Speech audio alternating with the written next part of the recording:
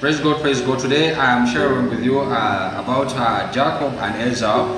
This is coming from Genesis chapter 25. Let's go from 29. It says, Now Jacob cooked a stew, and Esau came in from the field, and he was weary. And Esau said to Jacob, Please feed me with that same red stew, for I am weary. Therefore his name was called Edom. But Jacob said, Sell me your birthright as of this day.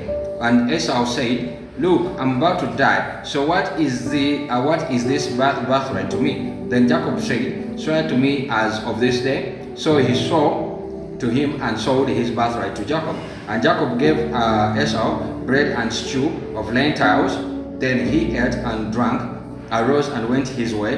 Thus Esau despised his birthright. Esau despised his birthrights. Food, food which was like mere food, it was more precious, of more value to him than even his birthright. He sold his birthrights just because of food. He sold his birthright just to get what to eat. And this is what happens with most of us.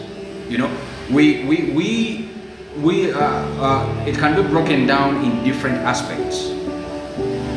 You are a believer. You have your relationship with God, a good relationship with God. And then, but you are in a situation where you need a job.